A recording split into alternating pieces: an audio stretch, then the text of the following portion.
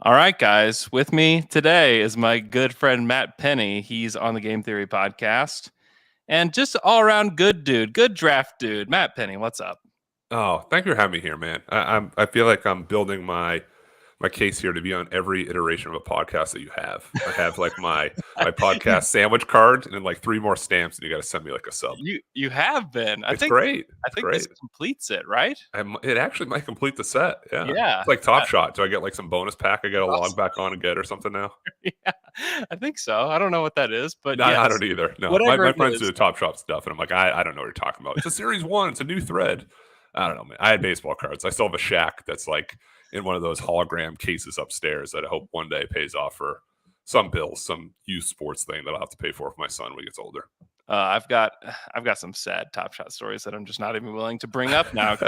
I'm sorry. I wasn't trying to dig the scar deeper with I don't know if you want the Thunder to win or lose. I live and die by your tweets like I definitely want great game, good L. That's what we're aiming for. I don't know if he's upset and like looking at his ceiling when the game's over, like what are we doing? Oh But no. I take that there's some level of happiness there too. I was, especially after yesterday, where these Orlando games have been circling them for a while, and there's another one Wednesday. But you've just been like, oh, come on, like do the right thing, Thunder. Like don't play Shea. That's what I was gonna say. What is the right thing? The right thing is to sit your guys because I mean, at this point, the Thunder have gone so far into the.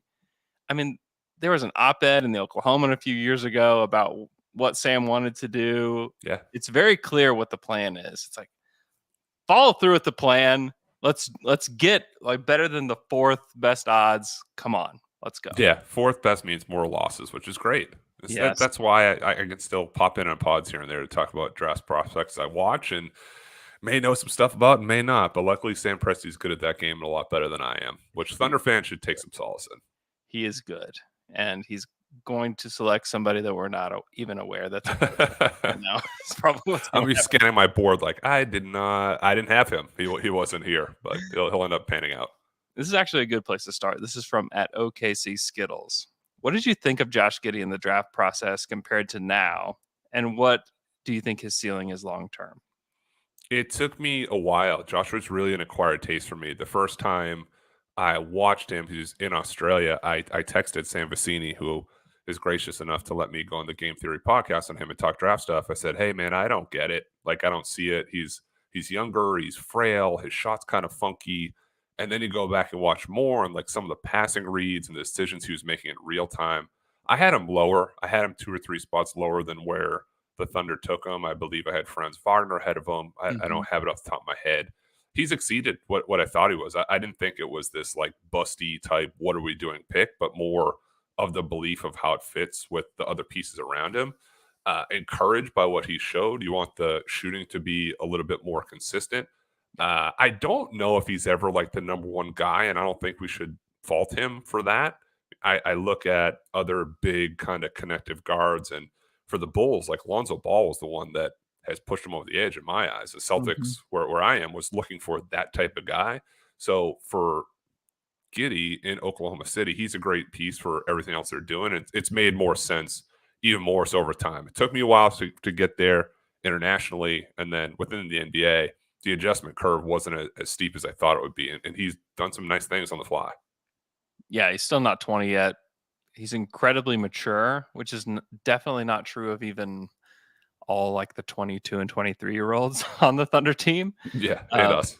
It's yeah, exactly. I mean, you forget too. Like, don't we don't give these kids, really kids, enough of a benefit of the doubt. Like, they're 20 years old. Like 20 years old, I was what, sophomore, junior in college. I don't know what I was doing. Let alone like, hey man, gonna play an NBA game. Like, go guard Russell Westbrook. Well, he's not having a good year. Yeah, but it's still Russell Westbrook. Like, he's gonna go for you. He's going for your neck. Yeah, he's going for the jugular. Mm-hmm. Yeah, we would give kids at the movie theater that how they're only 19, like give them a break. Maybe they didn't pick up all the popcorn well, it's fine. But when they hit the NBA stage, it's like you better. Yeah, it's different, man. It is.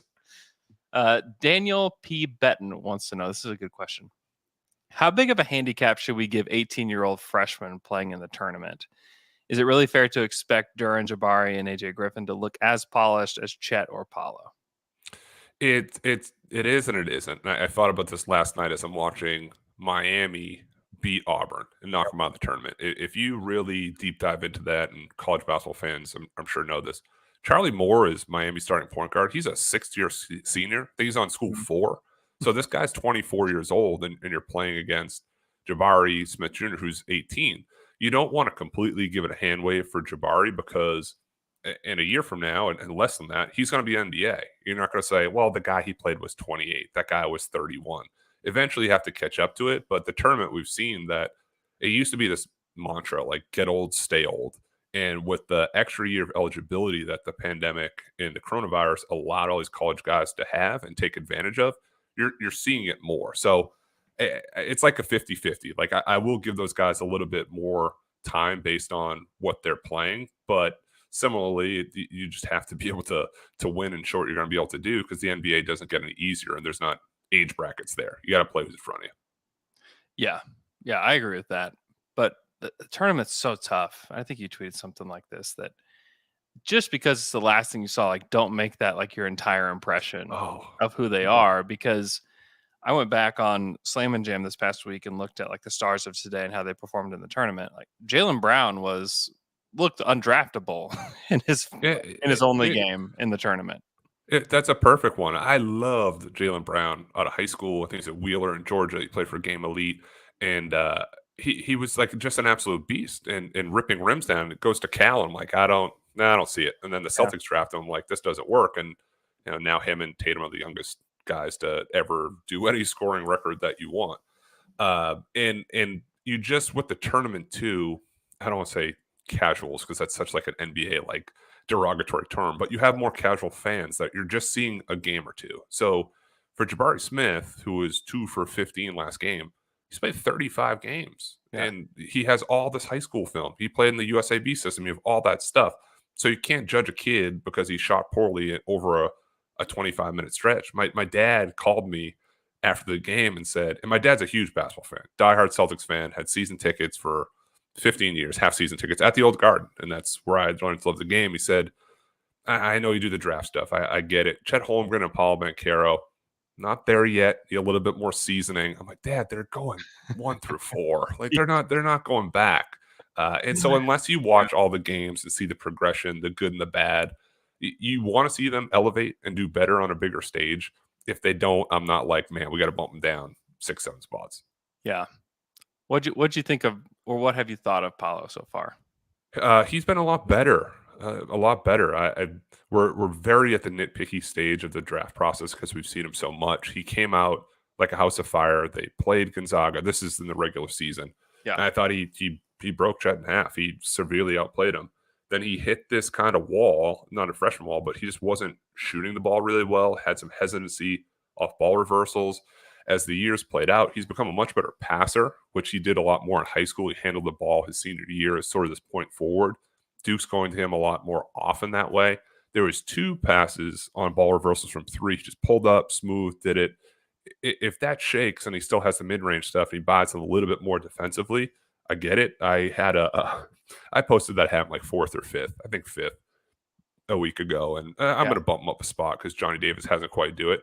You would have thought that I like personally insulted all of Twitter's family because like the mentions like, hey man, good stuff. Like, you watch basketball or no? Because Paul's best player in the draft, you're an idiot. Like, well, maybe. I just, at his size, is it closer to Julius Randle than Jason Tatum? I don't think he's Jason Tatum, but I've seen that kind of comp thrown out there. Is he Carmelo Anthony? Or would you take Carmelo Anthony first?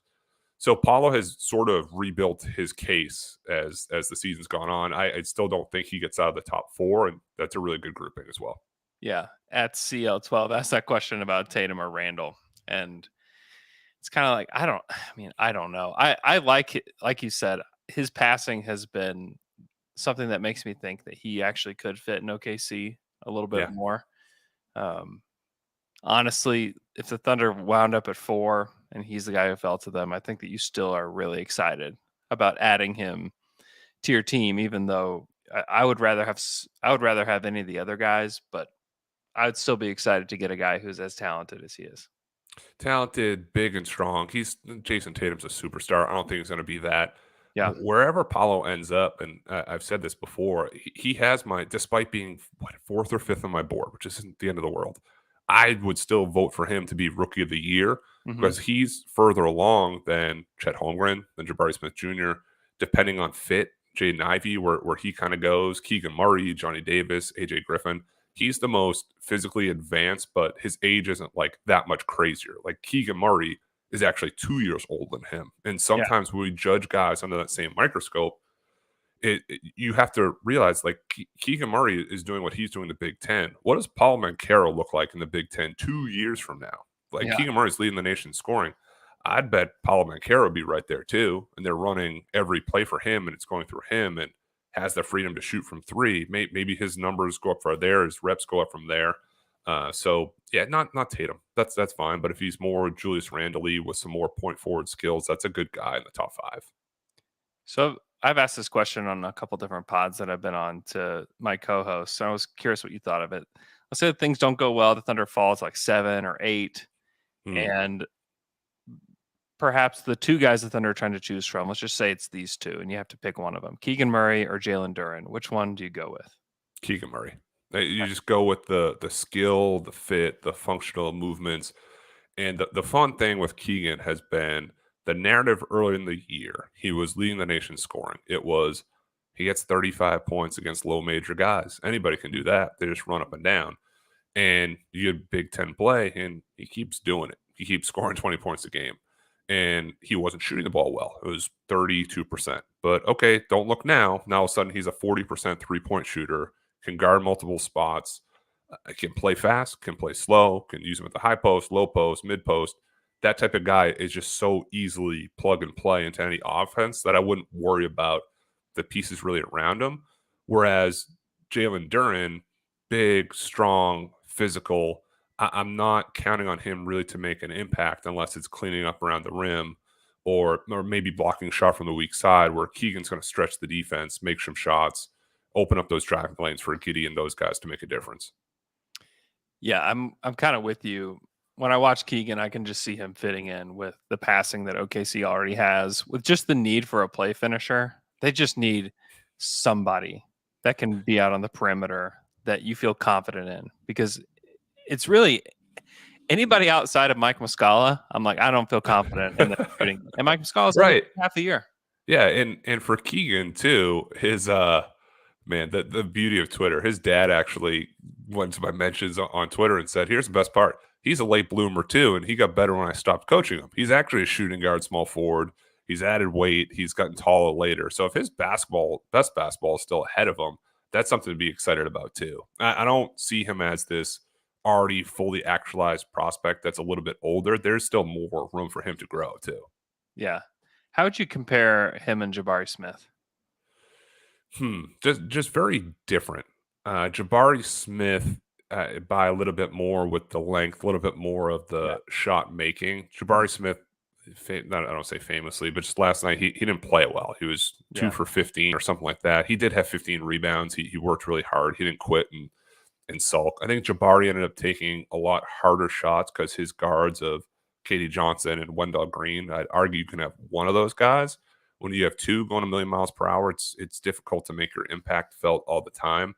If Jabari puts it all together, him and Chet are going to be neck and neck who the top prospect is in the draft. Jabari Smith's also way younger and 2-3 years younger, younger than Chet. And that's a big kind of argument amongst draft people is that what does Jabari Smith Jr. look like in a year? Yeah, he's a full year younger than Chet. Yeah. And it's, can he put the ball on the ground a little bit? He's probably a better defender than Keegan, can switch a little bit up and down the lineup more than Keegan can go like 3 to 5. If you needed Jabari at the top of the press, he could do that a little bit more. So more well-rounded with versatility, even though Keegan has better production right now. Yeah, that makes sense. All right, let's go to our next question here. It's from Michael on Sports. How do you evaluate Chet as an offensive player? Can he be the leading scorer on a playoff team? How many points do you think he averages in his prime? Ooh. Big projection here, Pennie. Yes. So I think he can get there, though I wouldn't, as a primary guy, I wouldn't bank on it, though. Like, if you have the number 1 pick, I don't think you say, man, we got the guy we're going to build all the way around. It'll take 3 to 4 years to get the Chet that you're hoping he can be. I'd be surprised if he averages less than 15, 16 points per game. And for people that go nuts, I also think it'll be like 11, 12 rebounds. I think it'll be 3 or 4 blocks. He's going to leave his fingerprints all over the place. He's never going to be necessarily your go-to scorer. But if the jumper continues to get better and the strength shows he can score more in the post and exploit those mismatches, it's not out of the realm of possibility that he could do more than that too. At NZ Big Mike says this is like the only question that I think that anybody should ask you. Is there any Josh Primo sleepers that we should be looking at around pick 30? Oh, around 30. Let me look. My sleepers have just like they've, in a good sense, they've jumped the shark. I mean, Malachi Branham was my sleeper name that is now going to be like a top 12 pick, and he just hit it at the right time where Ohio State's losing yesterday. He's like, oh, I'm going to do the takeover thing. He has 23 points on 10 of 19 shooting, and you see the mid range, you see the pull up. In that spot, you'd have to be creative. You would, and there's guys that have holes in their game. I like Terquavion Smith from NC State, scorer. He weighs probably less than Poku right now at 100. They list him at 165 pounds. That's going to take time. I won't quit on Peyton Watson from UCLA, who has a hard time getting off the bench, but feels like a Presty thing. Draft him, stash him with the blue or whatever, and figure that out. I've been a huge Josh Minot fan all year from Memphis. I don't know why he doesn't play more, but they put him in that game in Gonzaga. He has a tip dunk. He has a block in the half, and I'm getting the tweets because people know I'm a Josh Minot guy, and I'm like, he should be playing more, but it's not happening there. Those are probably like my 2 to 3 picks. Or if Blake Wesley from Notre Dame stays in the draft, I could see a scenario where he slides down and a smart team that has multiple first-round picks say, shut it down. We're going to take you at 30. It's guaranteed money. We're going to develop you. It's a great organization. We're not going to rush you. And that's the beauty of the Thunder. And why I think Chet could work there too is there's not this timeline where we get 12 months or like we're out of here. It's going to be a patient process. What about Caleb Houston? I've kind of lost it a little bit on Caleb Houston this season. He didn't shoot it particularly well in FIBA over the summertime and came in as this rep as a 6'8" floor spacer. The early actions that Michigan ran for him, he just wasn't able to like come off screens running and doing a million things. And he's become this guy now where if his feet are set, he's really good. But he has to hit the first one. And then in his head, he's like, I'm a shooter. I'm good. And then after that, he can do a little bit more movement stuff. I just worry about anything off the bounce. I worry about him defensively. I would love to see him go back to school and just tighten up some of those places too. Yeah, that would make a lot of sense for him. You mentioned Blake Wesley. Tell people about his game because the Thunder have the 30, what will probably be like 34th pick, and then the 30th pick. He would likely be in that range if he stays in. Tell people about his game. Yeah, so 6'4", combo guard, played a lot of point guard, lead guard during the year. 6'10" or so wingspan. He wasn't expected to come in and have this one and done type of season. He's a local kid. He's from South Bend, was like a top 100-ish level recruit. And by ACC play, they shoved him into the starting lineup, and he was scoring and making a difference. He's a great shot creator, can do a lot of stuff off the bounce. There was a game later in the year, he had 6 or 7 threes in a game. So he showed you the whole package, but in the tournament, you saw why another year could help. I don't think he hit a 3 in their 3 games. The end of regulation against Rutgers, he drives left.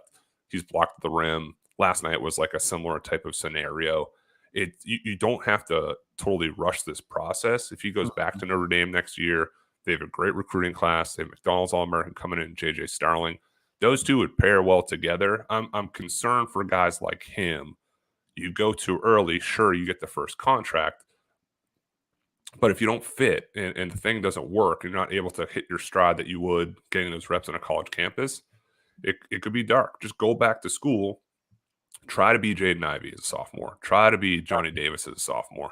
I made that plea for Malachi Branham, and they average like 20 points per game. So he's not going back to school. I would be surprised by that. I hope they enjoyed his time in Columbus. Blake Wesley, go back, be a star at Notre Dame, or, hey, shut it down. Be a star for Oklahoma City. Ooh, baby. Let's do it. At Bazahawk wants to know, he says, haven't watched much of NCAA basketball, but he caught the Gonzaga-Memphis game yesterday, It's only one game, but Chet looked like the third best player, and Drew Mm. Timme looked comfortably like the best player and a good leader. Where does Timme project in the draft? And could a team use the culture that he'd bring?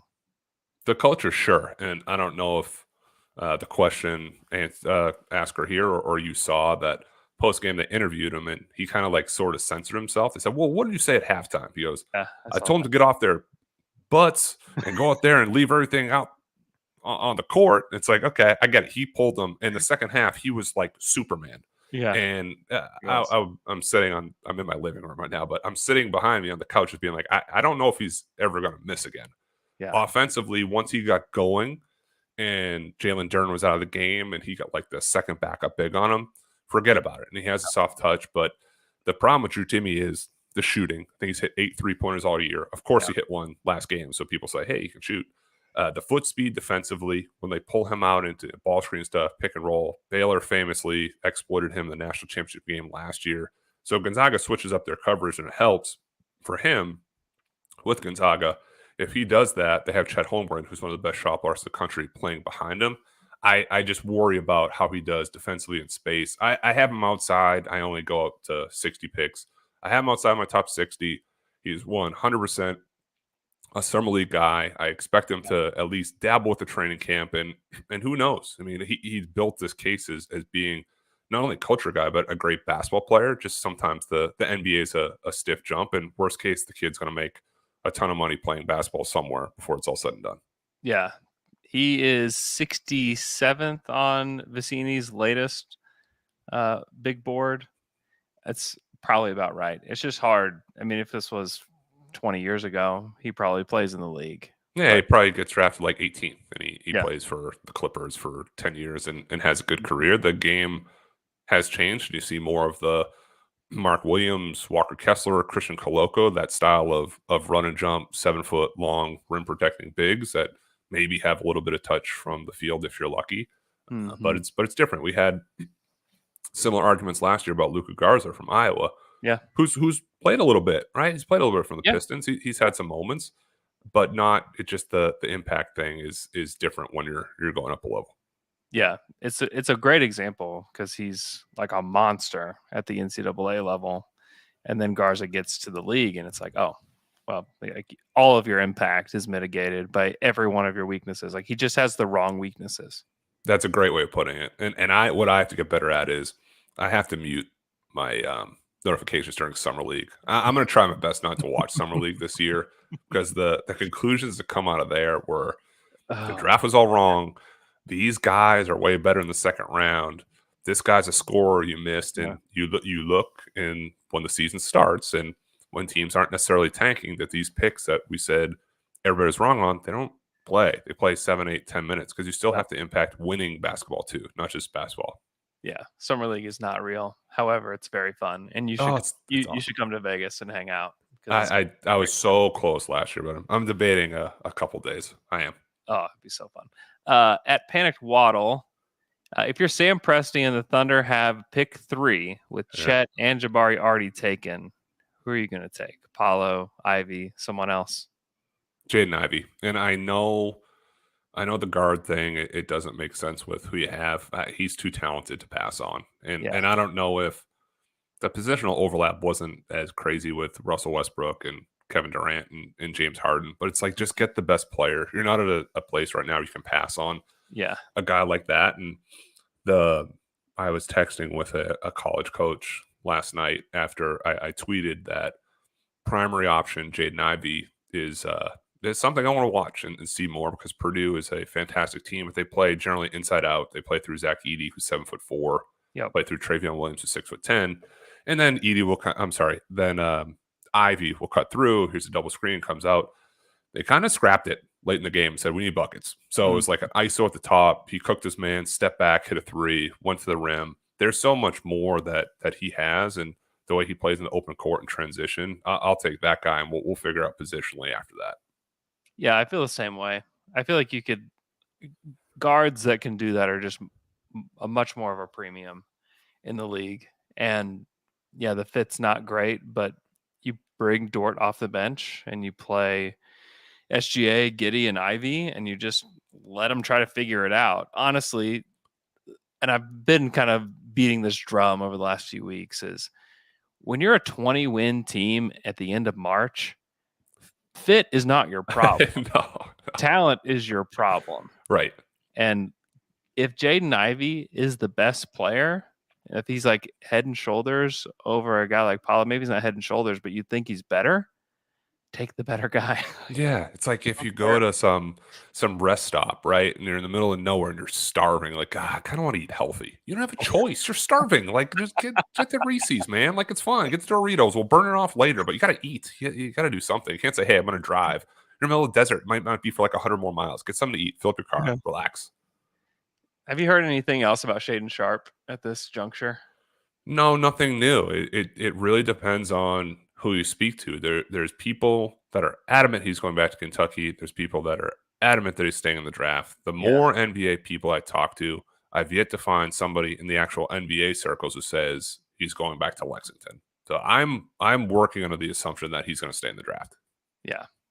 And it just would honestly make no sense to me if he didn't, because it's the draft class in 23 is going to be way more difficult. You just have to be so confident that he's going to be awesome, like that he's just going to absolutely destroy the NCAA. And the way that they've talked to Kentucky, it doesn't make me feel like he's going to come in and just crush everything. So, I mean, you might as well just be the mystery man and go 5th, 6th, or 7th in this draft. I was hoping there was going to be a point where John Calipari looked on the bench and said, all right, we're doing it. Sub it. Let's go. And like maybe he doesn't have his shorts or jersey on, like those blueprints. Like, crap. Because they needed it, like they did. Those Kentucky guards struggled, and it was a weird, funky pairing of Severe Wheeler, who's 5'8", 5'9", kind of goes crazy. Ty Washington, who's kind of a late lottery-ish type guy that doesn't have the burst, and then Kellen Grady, the Davidson transfer, is a unbelievable shooter, but he needs somebody to set the table. So the pairing didn't really mesh as well as it should have. If you had an athletic wing who's putting pressure on the rim every time he touches the ball, maybe it opened up everything else for everyone there.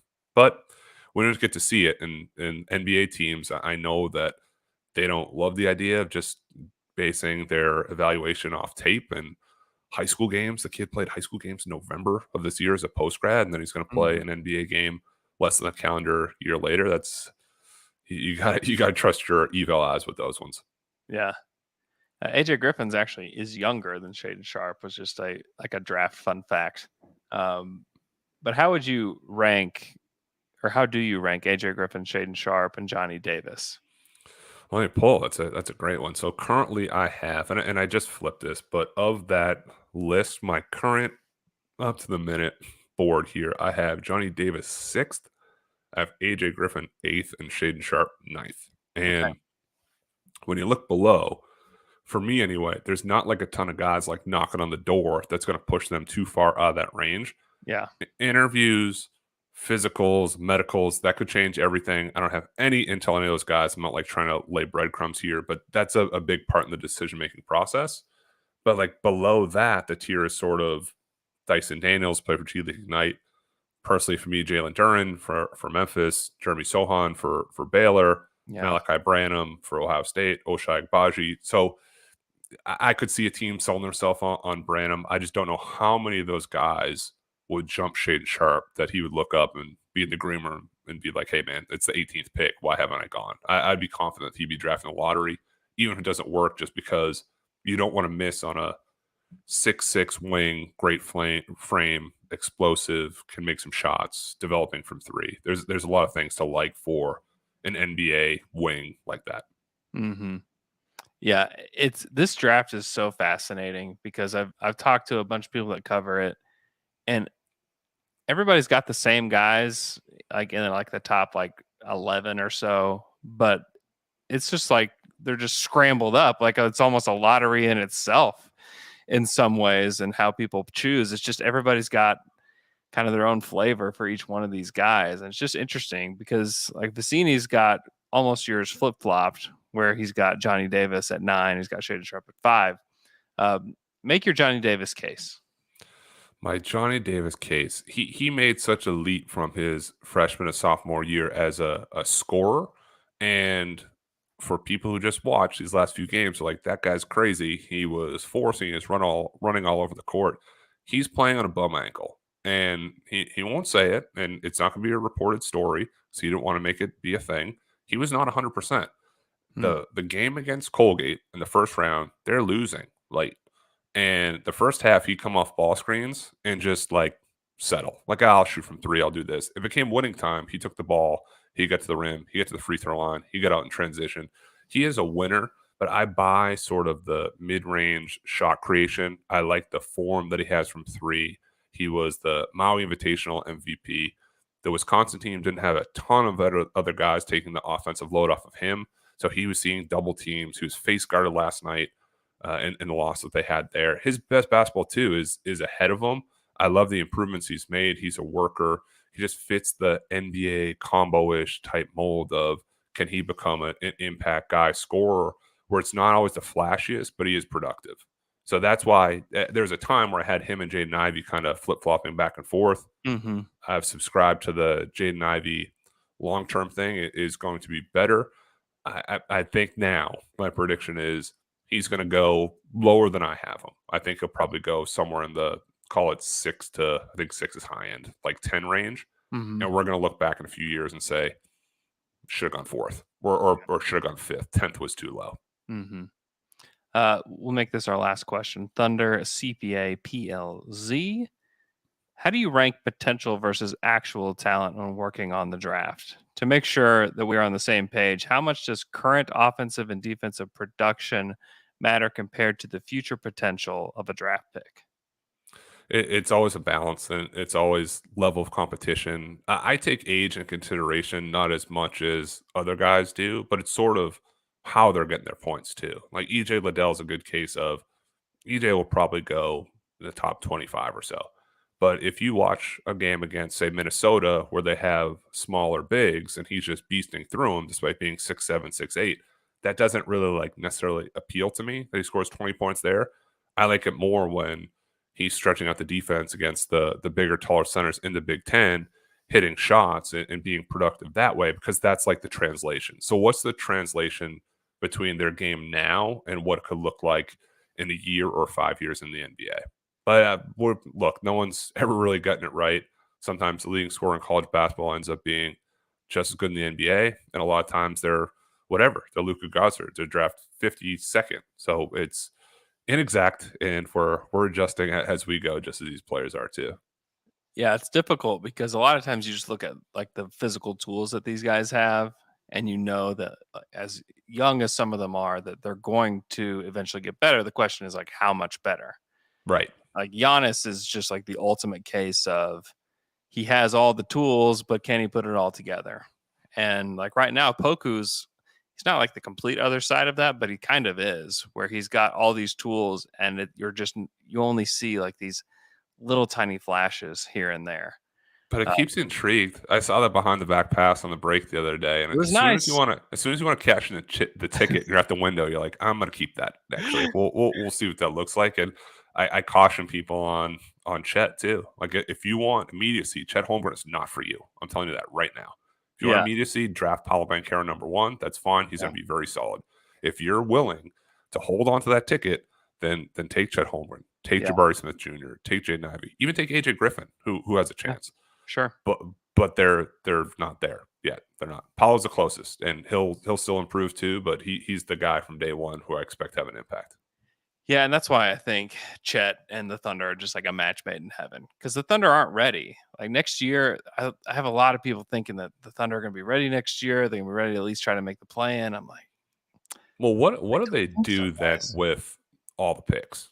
It's great draft capital to have it, as they would call Hmm. it. But at one point, because I was looking, you tagged me on the post you had, and I appreciate all the questions that we've answered here. But somebody said, well, if you took Chet first, what center are you taking 30th? And I'm like, all right, probably Christian Coloco from Arizona. But then you're like, well, wait a minute. So you're going to have those two guys. You're going to have Giddey and Trey Mann from the draft before. You have Hmm. Jeremiah Robinson or Earl. Next year, you get 2 more picks. At what point for you, as sort of a fan, are you like, enough of the picks. Let's piece them together. Let's get a veteran. Let's get someone who's a little bit more experienced as opposed to like keep doing the youth movement. I don't think it's next year, but like what's sort of your barometer of when to pull that? Yeah, it feels like the summer of 23 is the time to figure out Post draft, of course, right? post draft. Because we want Scoot Henderson, we want Victor Oh, well, Wembanyama, but that's where I'm just like, guys, like just wait until we get to November of next year and we're looking at draft prospects and it's like, oh, whoa, like we don't want to miss this one. Like, we don't want to miss out on this class. It seems like it's that every year, but I will co-sign and say 23. I'd wait on the next class, the current high school class of seniors. I'm not as high on. I'm not sure of the international stuff, but the 23 could be really, really good at the top.